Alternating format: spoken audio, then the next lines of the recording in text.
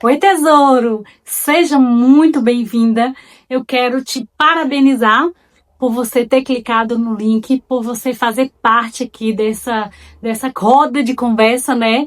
E falar para você que de verdade pode até parecer só mais um clique, só parecer só mais um assunto, mais um estudo, mas na verdade o fato de você ter clicado aqui me diz muito sobre você. Me diz que você é uma investidora de alto valor. Está investindo seu tempo, esse recurso tão escasso, tão valioso, para aprender, para se aperfeiçoar, para melhorar, para proporcionar mudança para você, para sua família, e isso me diz muito de você. Então, parabéns, seja muito bem-vinda. Eu tenho certeza que nós vamos crescer juntas aqui. Então, deixa eu me apresentar, né? Apesar de algumas de vocês já me conhecerem lá do Instagram, eu sou Sandra Fernandes. Sou filha amada do Criador dos céus e da terra. Tenho uma formação, minha primeira formação é em teologia. Isso já faz aí 25 anos. E desde então eu estudo, dou aula sobre isso, sobre assuntos relacionados à Bíblia. Gosto demais, gosto de estudar. Eu acho que eu me divirto, na verdade, estudando. E a minha segunda formação é em serviço social. Me formei em 2013, então já tem aí pelo menos uns 12 anos, né, como assistente social. E eu acredito de verdade que essas duas formações, elas agregam muito na prática teológica. E o que eu quero dizer com prática teológica não é sobre o viés da religião ou da doutrina, embora esses dois aspectos sejam muito importantes, mas o que eu quero trazer aqui, a proposta que eu quero trazer aqui para nós, para estudarmos especificamente esse livro de Neemias, não é sobre religião e também não é sobre doutrina. E como eu disse, eu acredito que sejam aspectos importantes, mas não são aspectos essenciais. O que é essencial? Essencial é a espiritualidade. Isso sim é essencial. Isso é o fundamento, isso é a base de tudo. A base da religião, a base de doutrina, é a base da nossa vida. Porque de verdade eu acredito que é o que somos. Nós somos espíritos, nós temos uma alma e tudo isso está nesse corpo, né? Eu acredito conforme diz a palavra de Deus. Então, o fundamento sempre vai ser a espiritualidade.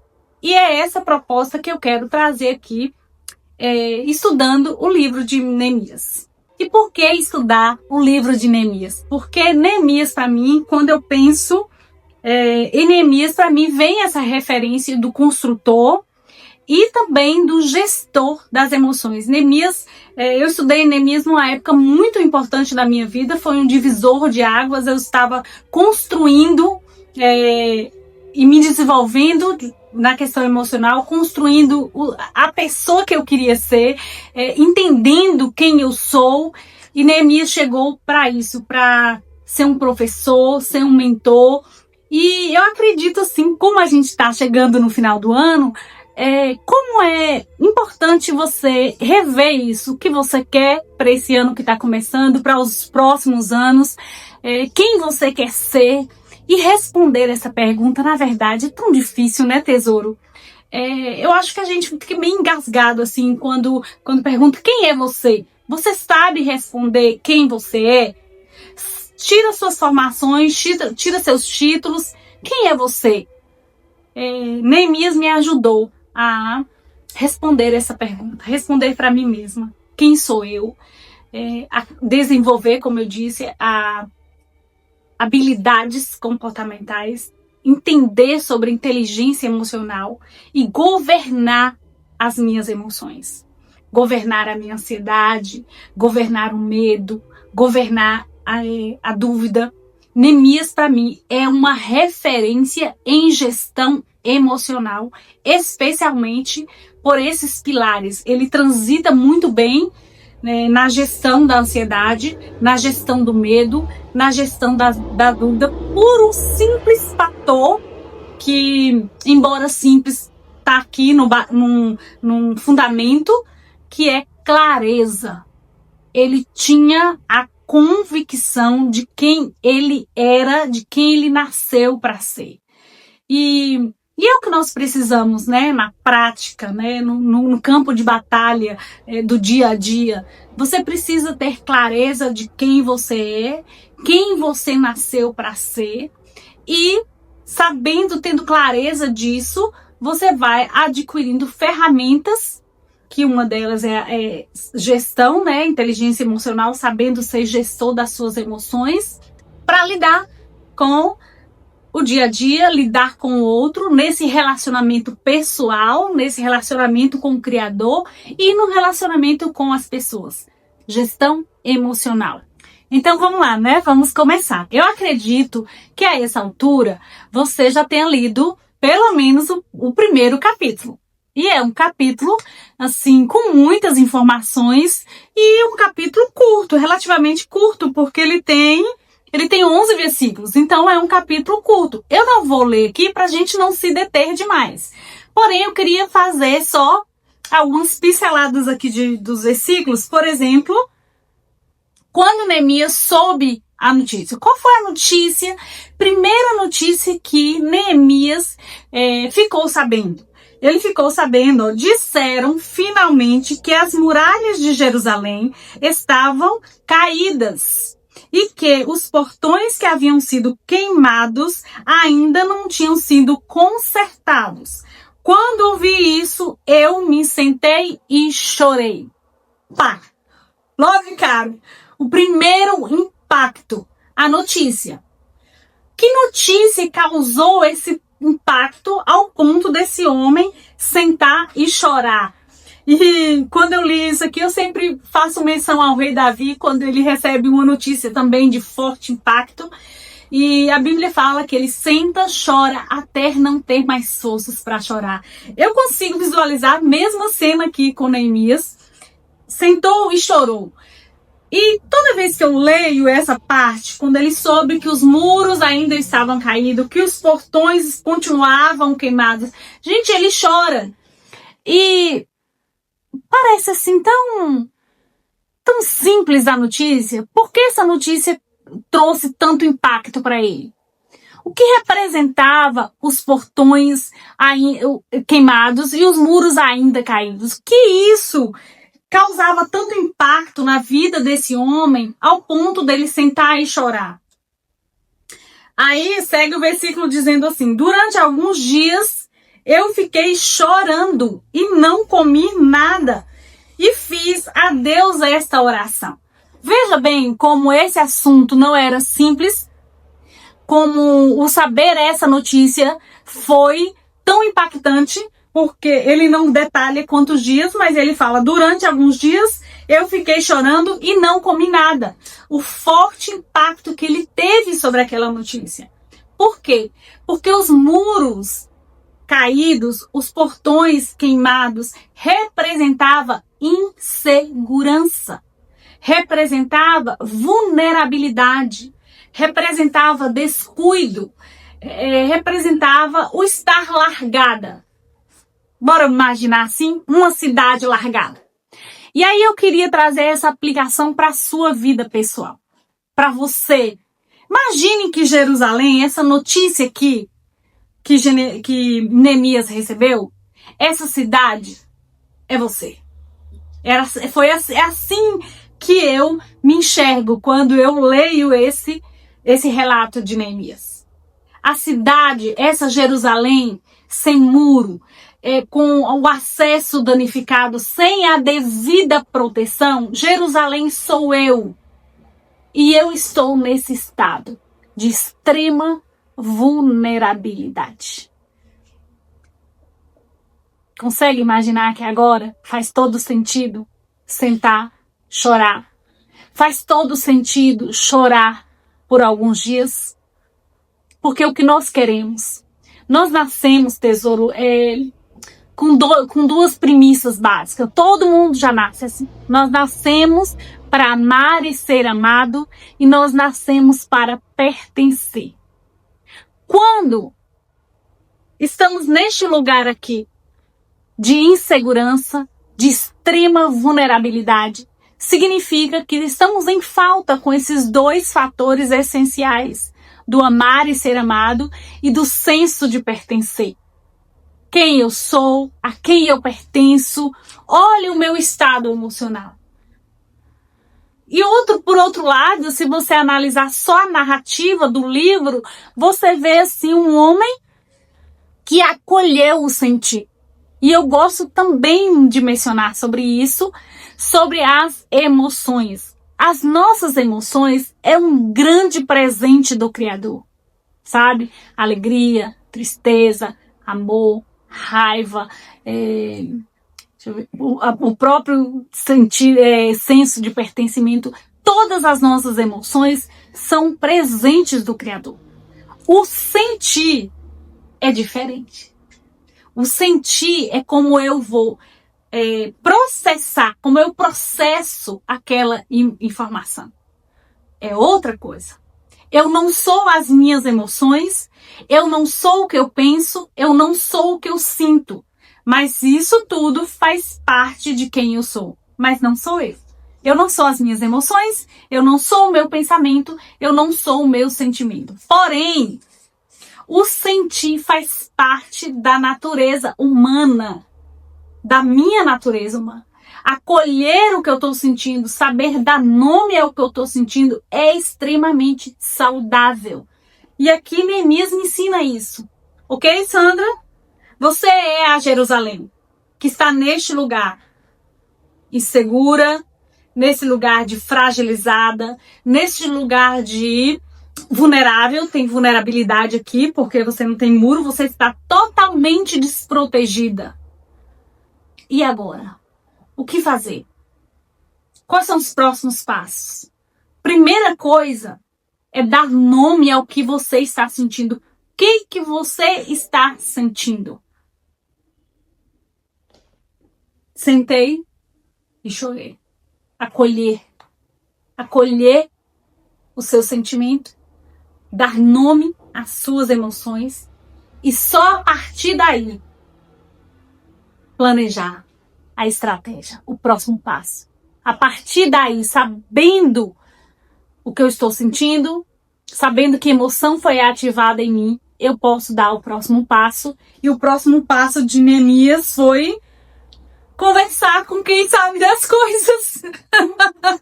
Conversar com quem fez tudo, com quem me fez. E ir conversar com quem me fez, sabendo dar esse nome.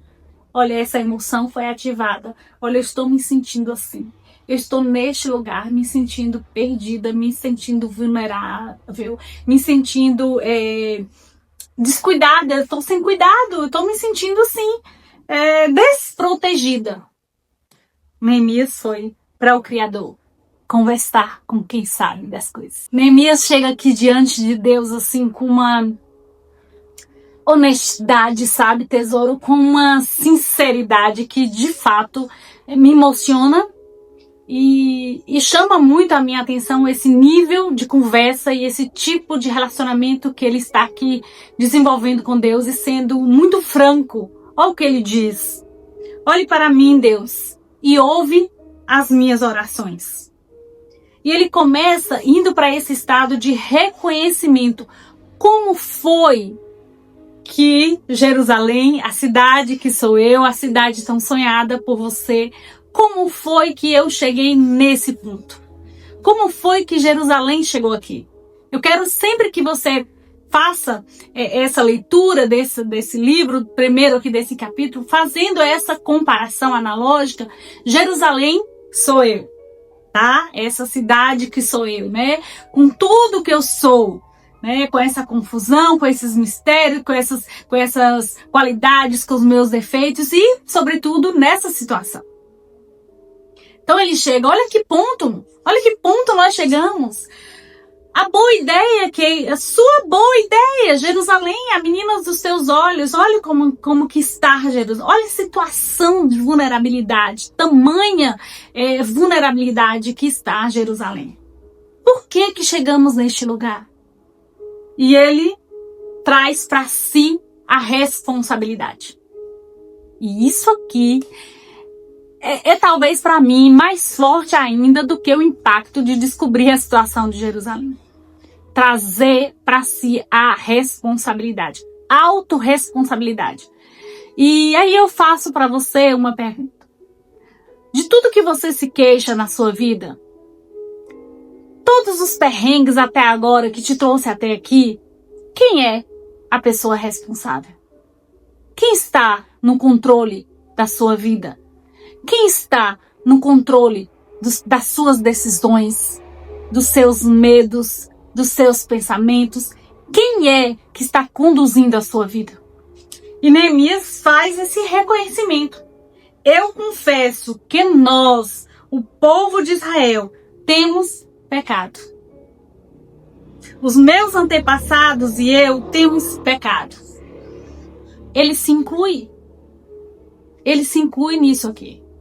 Tudo que está acontecendo com Jerusalém, que sou eu, é minha responsabilidade. Mas a parte mais emocionante para mim aqui ainda nessa conversa é que ele reconhece isso de... Não é só o fato da gente ter errado, eu errei, mas que a gente precisa de ajuda. Eu cheguei em um ponto, os meus erros, os nossos erros me trouxe até aqui. Mas como é que eu faço para sair daqui? Me ajuda, me dê clareza. E Neemias traz um ponto muito importante que ele fala: não temos obedecido às leis que nos destes por meio de Moisés, o teu servo. Lembra agora do que disseste a eles: se vocês, o povo de Israel, forem infiéis a mim, eu os espalharei entre as outras nações. Mas, se depois disso vocês voltarem para mim e obedecerem os meus mandamentos, eu os trarei de volta para o lugar que escolhi, para lhe ser adorado, mesmo que vocês estejam espalhados pelos fins da terra.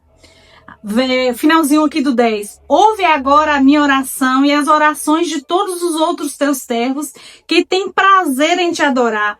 Faz com que eu tenha sucesso hoje e que o rei seja bondoso para comigo. Nesse tempo eu estava encarregado de servir vinho ao rei. Veja bem como ele se coloca, né, nesse lugar. Erramos, pecamos contra o Senhor, nós fomos infiéis e tudo isso que está acontecendo, você não tem culpa de nada, Deus.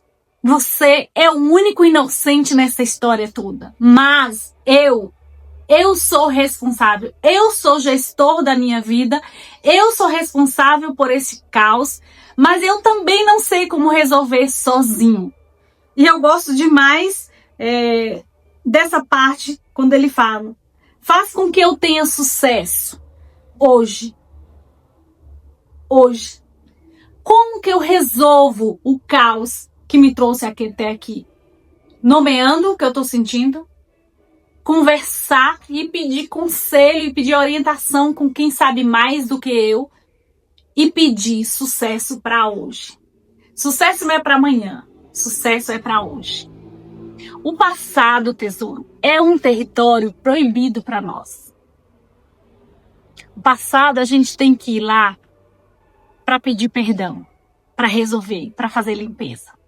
E se Jerusalém, se eu sou esse território que está com os muros destruídos, com os portões queimados, primeira coisa que eu preciso fazer é organizar essa bagunça aqui.